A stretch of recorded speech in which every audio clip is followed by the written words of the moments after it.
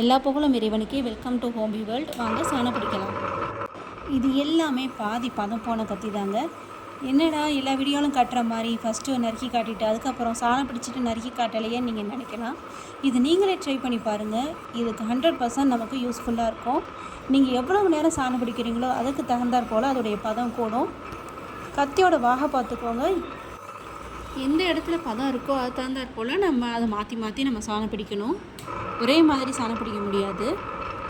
நான் வீடியோவில் காட்டிக்கிறது போல் நீங்கள் எந்த கத்தியாக இருந்தாலும் இந்த வாகலையும் நீங்கள் சாணம் பிடிக்கணும்.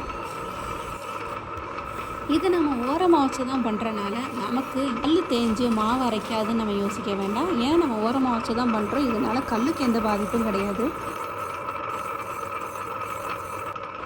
இது ரொம்ப பழைய நெகவெட்டி தாங்க. 20 வருஷம் இருக்கும். இந்த நெகவெட்டியும் இப்போ நான் பதப்படுத்த போகிறேன். இது நம்ம ட்ராவல் பண்ணும்போது இந்த கத்தியெல்லாம் நமக்கு ரொம்ப யூஸ்ஃபுல்லாக இருக்கும்.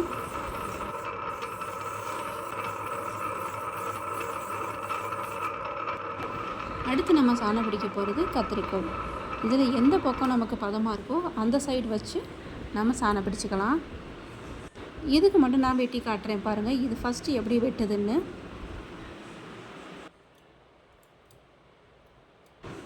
இதுவும் ரொம்ப பழைய கத்திரிக்கோள் தாங்க. எவ்வளோ மழுங்கி போய் கிடக்குன்னு பாருங்கள்.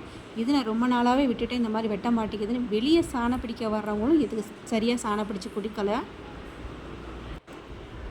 இதை இப்போ நம்ம சாணம் பிடிக்கிற மிஷினில் வச்சு செஞ்சு பார்ப்போம். இது எப்படி வெட்டுதுன்னு அதுக்கப்புறம் காட்டுறேன்.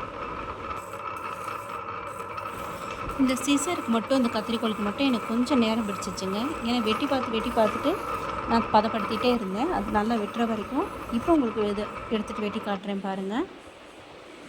இப்போ அதே துணி தான்.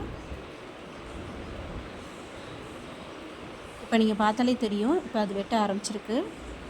இது சாணம் பிடிக்கிறவங்க சாணம் பிடிச்சி கொடுத்தப்போ கூட இந்த அளவுக்கு வெட்டவே இல்லை.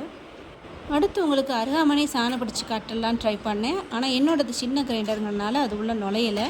நீங்கள் பெரிய கிரைண்டர் வச்சுருந்தா அதை ட்ரை பண்ணிவிட்டு எனக்கு கமெண்டில் சொல்லுங்கள். என்னுடைய இன்ஸ்டா ஐடியோட லிங்க் கமெண்ட் செக்ஷனில் கொடுக்குறேன். அதில் நீங்கள் அனுப்பக்கூடிய வீடியோஸ் அல்லது ஃபோட்டோஸை என்னுடைய அடுத்தடுத்த வீடியோக்களை நான் போடுறேன். எல்லா புகழும் இறைவனுக்கே.